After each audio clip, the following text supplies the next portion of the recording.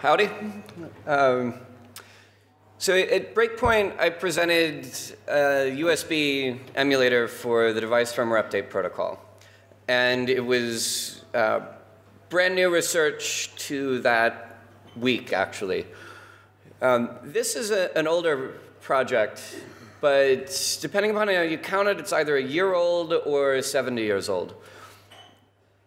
In, I think, February of last year, Sergey Bratis and I and some of his students at Dartmouth College, we were doing fingerprinting research. And later on in my slides, you're going to see text which says that fingerprinting research is awesome. But that's because Sergey made these slides and not me. I think that fingerprinting is boring as dirt because you have to spend all of the effort that you would do to understand something well enough to exploit it, but you don't get an exploit at the end. And it kind of feels like you're getting cheated, right? Because you need to notice these slight differences of dialects between how different machines speak a language.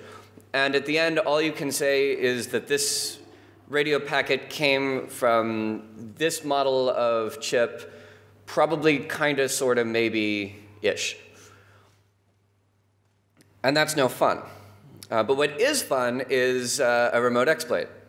So while we were working on fingerprinting, in order to keep ourselves entertained, we started trying to come up with a vulnerability. And that's this vulnerability, which is the packet-in-packet exploit. We later won a Pony Award for this at the most recent Black Hat for most innovative research. And this thing is really cool. Just a show of hands, how many of you have looked at an explanation of a SQL injection exploit and thought that there's like no other way that people could possibly fuck up concatenating strings? Okay, well, this is a new way. And the only case of this that I've been able to find prior to 2011, when I came up with it, is from 1938, when a playwright beat me to it. And I'll get to that story in a bit. So at TourCon in 2005 and Black Hat in 2006, there were all of these papers on fingerprinting 802.11 drivers or in exploiting their firmware. These are done by Johnny Cash and H.D. Moore and Scape, I think. And at Recon a few years back, Sergey and I were having too many whiskeys, and he convinced me that this would be a line of research worth exploring further. Another thing that we based this fingerprinting line of research on was some work that Michael Osmond and I had done with the Girltech I Am Me, which is a pink children's text messaging toy aimed at preteen girls, which has a Chipcon 1110 chip in it, which is it's an 8051 and then a very versatile sub-gigahertz radio. And using this, you can implement all sorts of different protocols, including the P25 emergency response radio that's used here in Australia and also in the States. I'd like to meet the guys who did that talk last year, the one on P25. So if you're in the audience, please catch me afterward. In any case, when you've got all of these different things that you're fingerprinting, the traditional way to do this in an academic setting is that you get a very expensive USRP, and you take a recording, and then you take another recording, and you point out that this looks different than that. But instead, we decided that it would be more useful if you could fingerprint these devices using commodity hardware. So you want to use a regular radio chip instead of anything fancy, and you want to focus on differences in digital behavior rather than differences in analog behavior. The fingerprinting that came out in 2005 and 2006 was based upon the fact that a Wi-Fi packet's length field is actually in milliseconds and not in bytes, in the PLCP header. And by measuring how long the radio stack predicts the packet will be on the air, you can easily distinguish between the different manufacturers, because all of their guesses are wrong in different ways.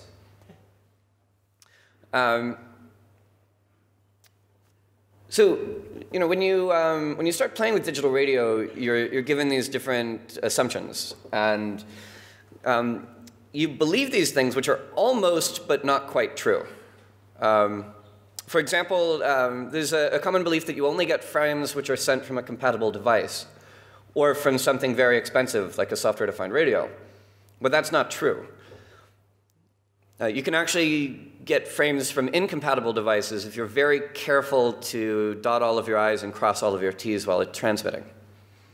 There's also the assumption that in order for you to get a frame, someone has to send that exact frame intentionally. And that's not true, because your radio is just a machine. You can see pieces of this if you disable checksumming. But as I'll get to later, checksums are not a problem in my attack. There's also the assumption that while a frame is sometimes corrupted by noise, that because of the frame checksum, when there's noise, the entire packet gets dropped and you get nothing. And that's an easy misconception to hold because checksumming causes you to never see anything accidentally when there's frame damage. There's also the case that barring a software-defined radio, you only get in the physical layer what came out of someone else's link layer intentionally. And that's not true. We'll be violating that assumption in a bit.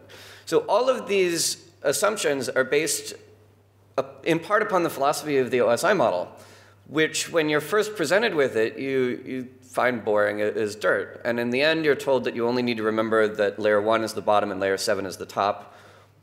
And none of us really paid attention to this model because we just saw it as the common way of thinking of things.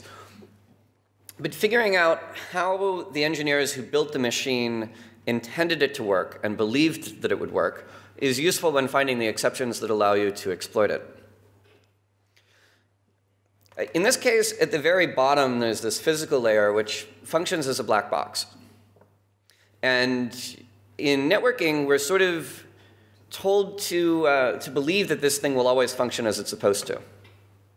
And the guys making this black box, because this is also made by engineers who do know what they're doing within the model that they're given, they're told that security is none of their business, that gets taken of as a higher layer, and that's not their responsibility.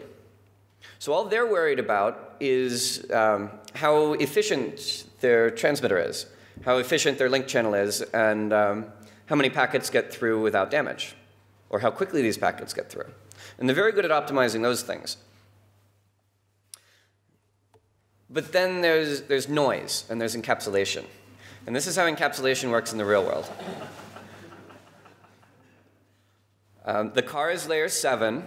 The truck is layer 6. The truck that's inside of is layer 5. And this is really how you're told to do things in the OSI model, especially if you read about it in a Java textbook. Sergey and I sometimes do dramatic readings from Java textbooks, and it's loads of fun. Do any of you know how a socket is made in Java? You bang a magic drum, and then you have a socket. So this is all a function of these layers of abstraction, and it's all a consequence of them, that we're told to wrap things inside of other things and to not really care how they fit together or whether a truck is going to fall out the back of the other truck. And in our exploit, we're going to cause something at layer 7, that would be the car in the middle, to fall out the back and become its own car. And it has its own wheels, and it can ride on its own road. So this black box physical layer doesn't really work. This is a photograph of the printed record of the very first time that our exploit worked. This highlighted packet in the middle, in the upper recording, is a string at layer 7. And in the lower recording, we're sniffing, but we're sniffing only for broadcast packets. So all of the regular packets that are going through get filtered out. And you see a couple of packets from other networks, but the two that are highlighted, those are the packet that's highlighted above. And all that I did to inject this was to take a proper packet with a regular correct checksum and to include its layer 1 form inside of layer 7. Now, why this happens is much more complicated, but that it happens and how to trigger it is exactly that simple. In the case of Zigbee, the only thing at layer 1 that's left out of the layer 2 description is that you need to put, at the beginning of the packet, 4 bytes of zeros and an A7. And you can sketch that on a napkin. And this is called the start of frame delimiter, or the sync field. And the way that the receiving radio works is that it listens to background noise. And as the background noise is coming in, it's just ticking off individual symbols. And it has a little state machine that's looking for 00A7, which is the end of the started frame marker. And whenever it sees that, it latches in, and that's where it believes the packet begins. So all of these packets in the recording, and I'm not asking you to read the individual bytes, all of these packets really begin with 00A7. That's just hidden from you because the packet sniffer is returning the layer 2 version and not the layer 1 version. And if you add this back in, you can create the exact same sound on the air in the middle of the packet as would be a complete and legal outer packet. This is one packet inside of another packet. And when you do that, you can abuse just a little bit of naturally occurring noise, which you don't create yourself. And then this inner packet will fall out and become its own packet. And this doesn't require you as the attacker to have a radio. It only requires that you control a string at layer 7. This allows you to remotely inject to layer 1 without having a radio at all.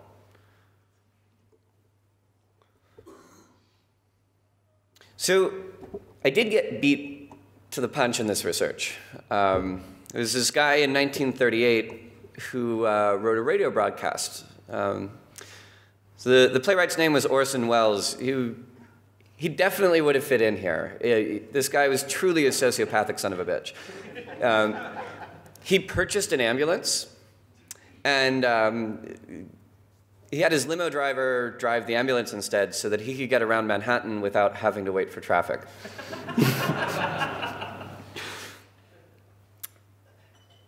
Now, my exploit works by having data in the middle of a packet, which is itself a valid packet, and then I need to break the encapsulation. And the way that I break the encapsulation is that I rely upon noise working nothing like a textbook tells you it does. The textbook will tell you that individual symbols get damaged, and that when these symbols are damaged, the odds of any given symbol being damaged are equal. In truth, either the beginning of your packet gets chopped off or the end of your packet gets chopped off. And this is because packet collisions cause a lot more damage than accidental noise in the 2.4 gigahertz band. When there's damage at the end, the checksum is wrong and the packet gets dropped. But when there's damage at the beginning, the receiving radio never knows that a packet began. And from the operating system's point of view, it also gets dropped. But it's not a lost packet, it's one that never began. So when the receiving radio is still in its mode where it thinks it's listening to background noise, that's when the packet in the middle falls out and becomes a real packet. And that's why the encapsulation doesn't hold. Orson Welles did the same trick in his War of the Worlds broadcast, which was based on the H.G. Wells novel. It takes place in New Jersey, and the aliens invade. Now, if he had just had a radio drama in which aliens invade, no one would have freaked out. As it happened, the police switchboards were filled. You had people running through the streets, hiding out in bomb shelters, because the Martians were coming. And the reason why they were fooled was that he did the same trick that I did, which is that he relied upon his audience missing the first 2 minutes of his transmission. So his introduction is 2 minutes and 20 seconds long. And he knew that a popular show on another station would be running late. So his audience would be channel surfing, not just as his transmission was beginning, but just a little bit late. And when those 2 minutes and 20 seconds are over, there is the sound of an AM radio retuning. And then there's a music show. Ricky Raquello's Orchestra on the Air. And Ricky Raquello's Orchestra on the Air is constantly interrupted by the Government Weather Bureau, saying that they've recognized strange sightings off of Mars, by emergency announcements telling people to hide in their shelters because of the aliens invading. The New Jersey militia nationalizes the Center Broadcasting System at one point during his transmission, and actually gets in the air and announces that all able-bodied citizens have been called to fight the alien threat. And each one of these is done as an interruption, which has its own announcement of who is speaking and what he's saying. And it's done in the style of a real radio broadcast. And this lasts 38 minutes for all of the first act without a single commercial interruption, without a single break, without one word out of character. So listening to it, you think that you're listening to a radio show, and you're interrupted by some other show, by a brief announcement, which lies about its source. And you can do the same thing in packet-in-packet. You can have like 20 packets inside of a particularly long outer packet, and they all fall through at once. The receiver is either fooled for all of them or for none of them. And listeners who missed the introduction believed that they were listening to real news of a real Martian invasion. When this was translated into Spanish and performed in Peru, the people there were a bit more pragmatic about it. They thought, horseshit. If aliens were really invading, then I could look out the window and I could see the army trucks rolling up that road there. But the army heard the same broadcast and thought it couldn't hurt to take a look.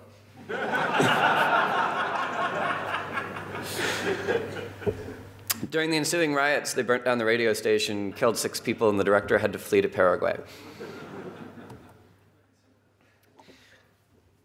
So, this conceptually is how a packet is supposed to look. You're supposed to begin with a preamble. This is just like a little analog format to make sure that the receiver is using the same clock.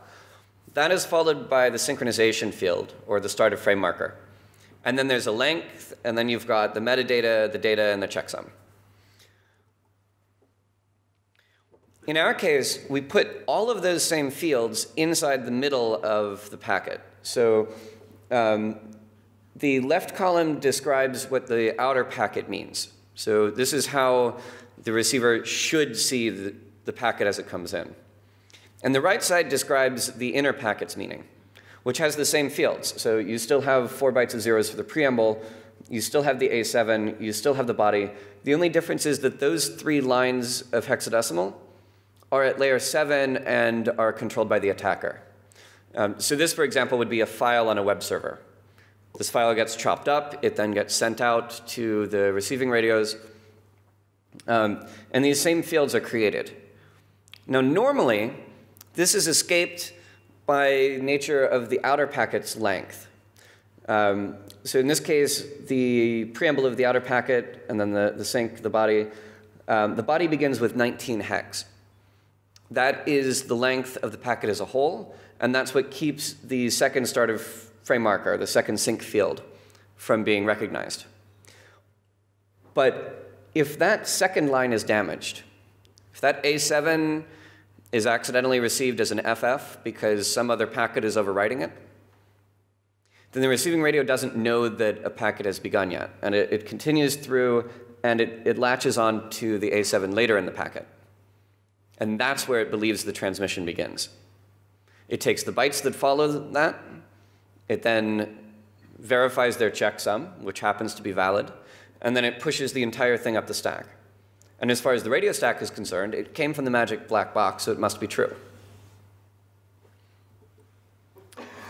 So there's this idea of encapsulation, either in SQL, where we're trying to remove all of the offensive characters, and then we constantly find new ones, or in radio, where we have to deal with noise, just doesn't work. It's like one of those Russian nesting dolls, except that each one of those is a doll itself, if properly made. So this is how encapsulation works in practice. Right? Escaping strings is really hard.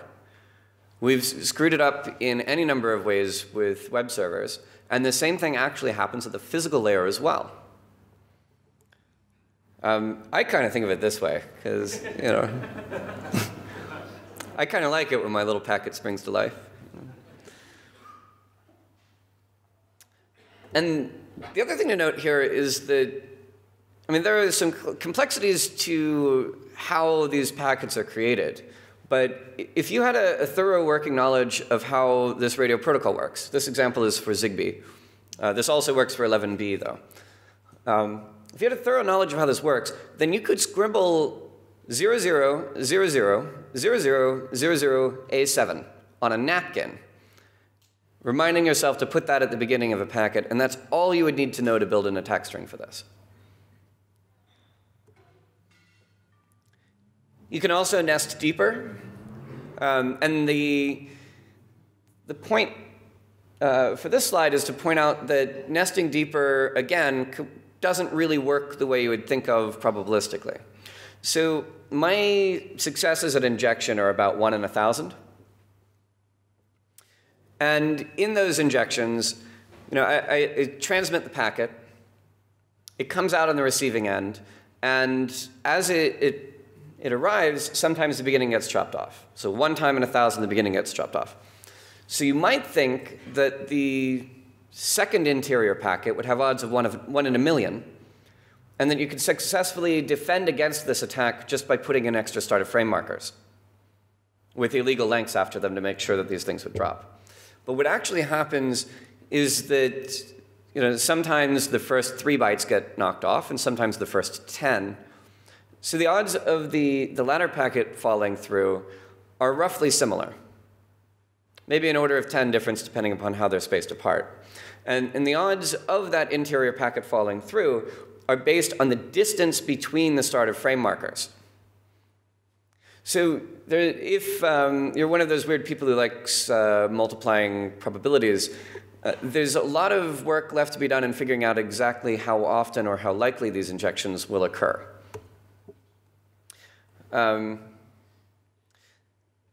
There's another weird precedence that's not quite related, but it's closer than SQL injection, which is the +++ ATH attack. In 1992, Hayes modems were the most popular brand. And Hayes had written the protocol that we all used for our modems. So if you wanted to dial a phone number, you would sit down at your modem, you'd type +++, ATDT, and then the phone number and return. But at some point, you might need to back out of the communications channel and say hang up or dial a new phone number. And the way that you would do that is you would have a pause, a +++, and then a second pause, and then your command. Now, Hayes had a patent on these pauses. And they charged a $1 per unit patent licensing fee on these pauses to switch back to the command mode. So the competitors thought that they could just leave out the pauses and avoid the fee.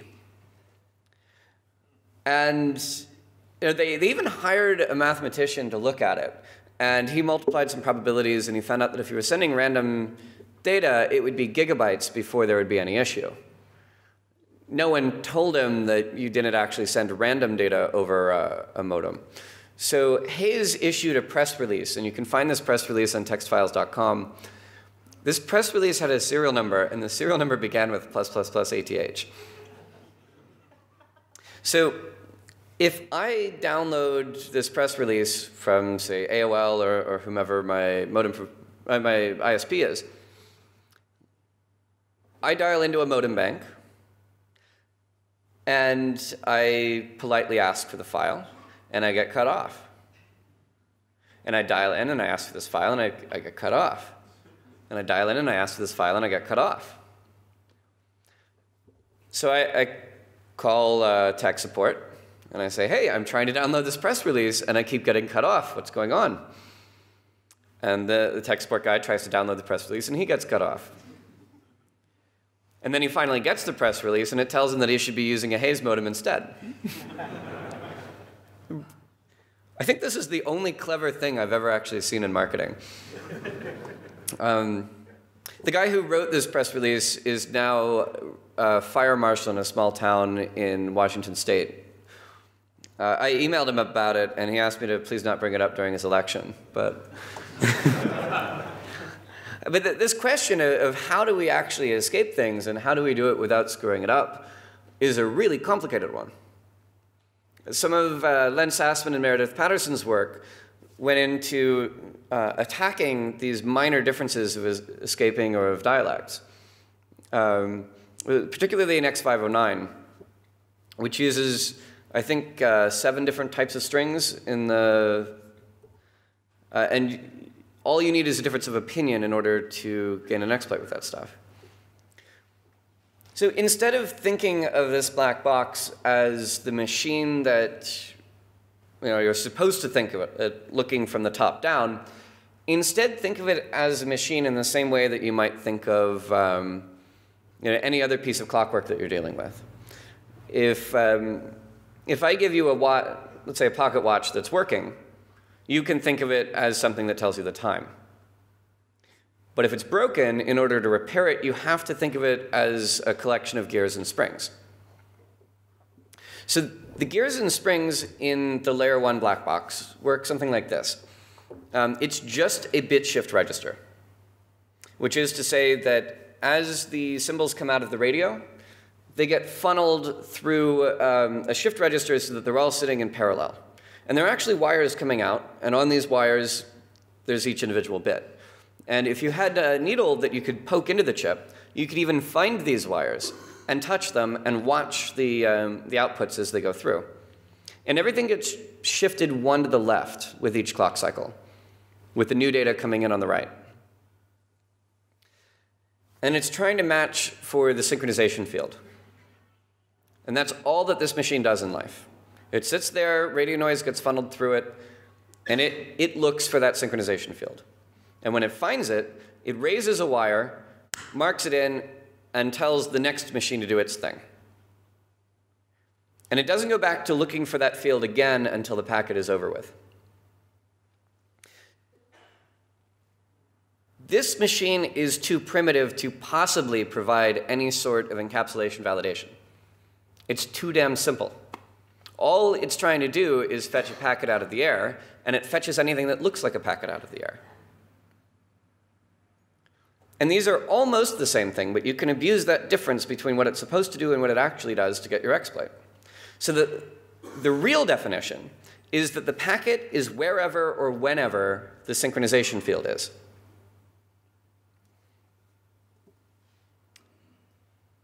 There's also a length field. And a length field is an indication that you're using in-band signaling.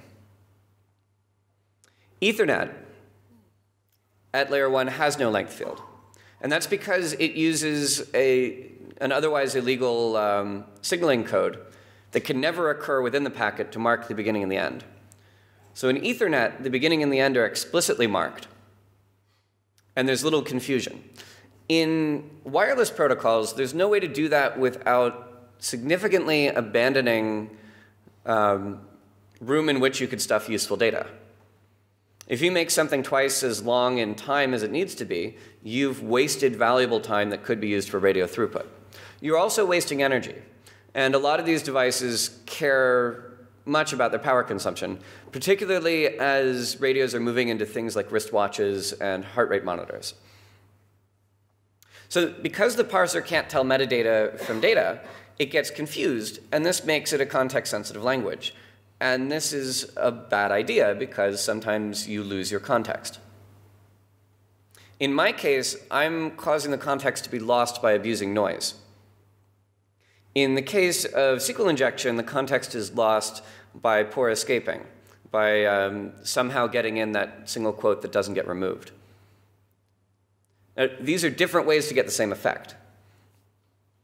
There's a video you can find online called Towards a Formal Theory of Computer Insecurity, a Language Theoretic Approach by Len Sassman and Meredith Patterson. You should look this up and you should watch it. It's not nearly so academic as the title makes it sound. So what caused this? We had the, I'll jump back a slide if anyone wants to get a picture of the name of this. But what caused this screw up? I mean, we're talking about the very foundation of wireless networking. And the security of it was screwed up so badly that it's possible to remotely inject a layer 1 frame. Well, First, there's this difference between the link layer and the physical layer, and the idea that you're only supposed to stay at the layers that you're allowed to speak at. We tell Java programmers that they should stick to layer 7, and that anything beneath that is none of their business. And that's why when you create a socket in Java, you just bang on a magic drum and you have a socket. A Java programmer will never see a sequence number in a TCP packet because it's none of his business. And when you develop and when you learn how to do programming in a style in which something is none of your business, you don't learn to understand that thing. So these layer abstractions are a convenient fiction which is necessary for you to build something. But if you don't understand what's actually going on beneath the hood, then you'll build in unintended consequences. So these layers of abstraction become boundaries of competence. And this goes in both directions. The layer 1 guy who's told that layer 7 is none of his business, so long as he can get the symbols in one end and out the other, is also suffering from this limitation of his view. So this composition actually kills people.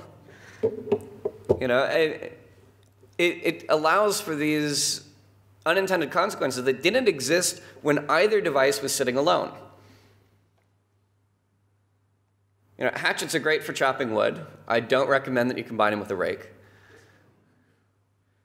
Just imagine how embarrassing it would be to go to the hospital if this rake fell while taking that picture.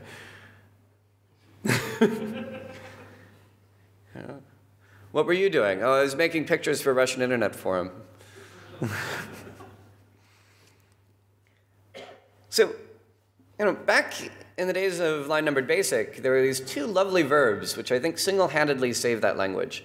They're called peek and poke. And peek lets you read from an address, whatever that address might be.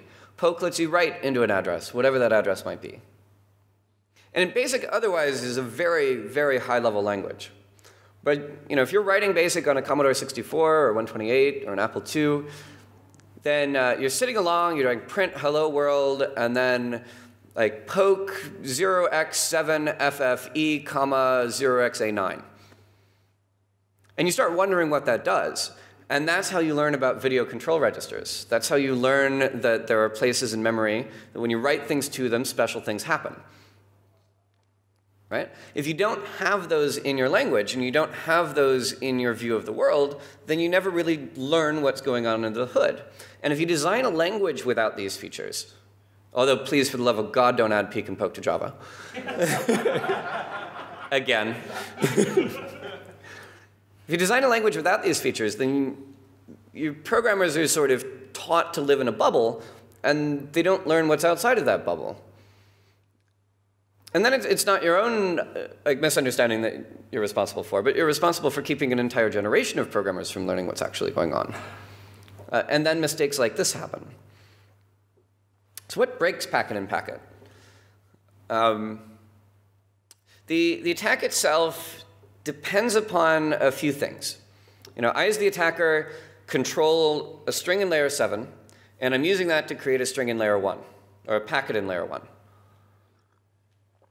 This only works if I can predict which bits will go out over the air. Wi-Fi almost breaks this accidentally.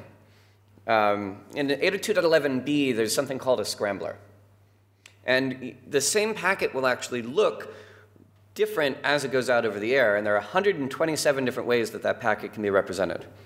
There's a scrambling function in hardware that shuffles all of the bits around in a way in which they can be decoded. On my GitHub account, you'll find a Verilog implementation for this machine that allows you to play around with it. And the way that you implement packet in packet against Wi-Fi is that you actually set up the bits such that as they are scrambled, they produce the bits which, when descrambled, produce the ones that you want. You can also inject across different data rates. So I've shown how to inject 1 megabit Wi-Fi packets from 2 megabit Wi-Fi packets. And this is important because in Wi-Fi, the header is always required to begin at 1 megabit per second. And if you can't lower your data rate, then injection becomes very difficult. It's also difficult to work across modulation schemes. So an 802.11g packet is required to begin with an 11b header. This is so that if your iPhone 5 and my Palm Pilot are on the same network, your iPhone and my Palm Pilot will know that the other party is on the air for an amount of time. And they're polite, and they won't collide with one another. So even though my Palm Pilot can't actually read your iPhone's 11G packet to know what it will be doing on the air or what it's saying on the air, it can read the header to know that the Palm Pilot should stay off the air for 35 milliseconds. With these strange encodings, or these drastic changes between the header and the body, you're only able to do a packet-in-packet injection if you can produce the valid header from inside of the body, or if the header is optional, which is how things are in 11n. Also, any kind of encryption breaks this, including WEP. So we all know that WEP is bad, but WEP is bad in the specific case where the attacker can sniff the channel and, in doing so, break the key. If you're using WEP and you've got your nonce, I still can't predict the nonce remotely. So even if I have the key, I still don't know what my packet will look like over the air. In some rare cases, things like block-aligned, I mean, if you really, really mess up the cryptography, it could still switch through. But by and large, even bad cryptography makes this fail, not necessarily because of the key, but because of the nonce, because of the scrambling for that particular region of the packet that the attacker can't predict. So Faraday cages do not block packet-in-packet. Keep in mind, this is for the case where your attacker does not have a radio and is not physically present. So it doesn't matter if your network is physically isolated or on the far side of the moon. All that matters is that the attacker can forward data over, say, the internet that later goes out over your wireless network. In 802.11g's case, the body and the header are so sufficiently different that I don't believe an injection is possible. But at the same time, the standard is so complicated that I can't prove it. If you're looking for something interesting to do with this research, it might be worth learning how 11G works at the physical layer and attempting to port the attack. So for future work in this line of research, satellites are a really nifty target. Because satellites present a case in which I, with my dish, can receive the downlink signal that belongs to another user. But I can't inject because I have no clue where the user physically is. So I'm in the case where I can sniff, but I need a tricky way to inject. Using packet-in-packet, it should be possible to transmit a packet toward one user that contains an interior packet for another user. And then every time the injection succeeds, from the victim's end, it looks like a hole-in-one. And every time it fails, well, the victim says, oh, this packet doesn't belong to me. I'm going to silently drop it and not pass it up to the operating system. A really nifty target would be wired Ethernet or fiber channel. This is rather physically different in each of its speeds. So 10 megabit, 100 megabit, and gigabit Ethernet are all different. And then I have no idea how the physical layer of fiber works. It does involve out-of-band signaling, at least at the lower data rates. And this would be particularly hard to work around. Ways in which you might figure out how to get this to work would be bugs which cause the beginning of a packet to be lopped off. Because in the Ethernet machine, there's an explicit start and end. If the explicit start could be missed, then the receiver might mistake some interior portion as the header. If you don't control this position, then exploitation could become difficult. But the real problem here is the lack of visibility. I don't know of any way to ask an Ethernet card to provide me with damaged frames, other than building one from scratch with an FPGA. And because you can't see what's going on under the hood, it's terribly difficult to come up with an attack. So building tools for implementing these attacks is very useful. When doing the radio attacks, we disabled checksumming, then wrote the exploit such that it worked without checksumming, And then later, we re-enabled checksuming only at the end. And in this way, we were sure that we wouldn't have things hidden from us. So I would like to thank you for your time, and I would like to present you with the papers. And I would like to ask you to please read the fucking papers, because I spent a lot of time writing them, and they're very good papers. At packetimpacket.com and at travisgoodspeed.blogspot.com, you can find the higher level version of this. And then at the Usenix workshop on offensive technologies in 2011, we published a full paper describing exactly how to do this for 802.15.4 and for 2FSK radios. Thank you kindly.